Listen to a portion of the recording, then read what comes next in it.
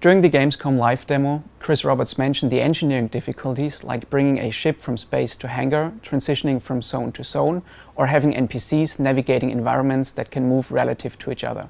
Regarding that last point, we want to show you how we improve the existing multi-layer navigation mesh system to match our requirements for bringing the Star Citizen universe alive.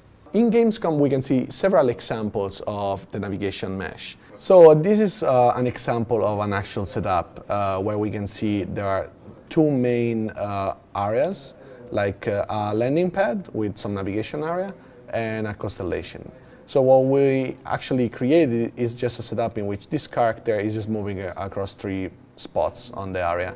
And there is another character inside here that will do something very similar. It will move inside three different block points or locations in this area, one here, one on this remote computer, and one here, and we'll play some animation. So now that we will jump in-game. So this is a simple setup I created before with the help of some of the designers, in which a spaceship, in our case the constellation we set up before, is spinning on top of a landing pad. Now we are inside, we can see an NPC moving across the two different locations. So this is the first one. He plays just an animation, he arrives to the spot, he plays an animation, and he goes to the computer board and he starts to just interact with it. We can look around, and what we can see is the landing pad, like just in front of us. And we can see another character that actually moves across three different locations, and he's trying to look at us later on, and he will wave. What you can see is like I can enable the navigation mesh debug through, and there are two different local grids here and two different zones. One is our spaceship, in which during the loading time, the object container will inform the AI to which local navigation mesh we are in, which local grid we need to connect to, and which zone we need to connect to.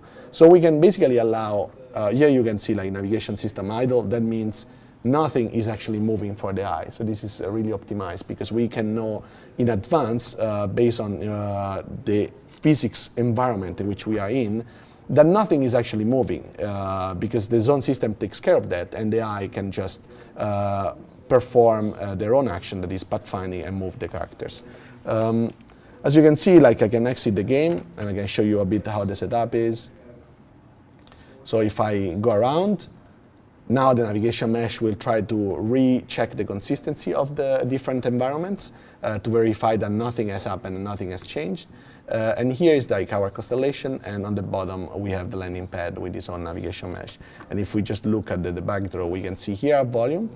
That is the volume set up in this specific map, but we cannot see any volume on the constellation because this belongs to its own object container and cannot be edited by any level designer that just used the spaceship.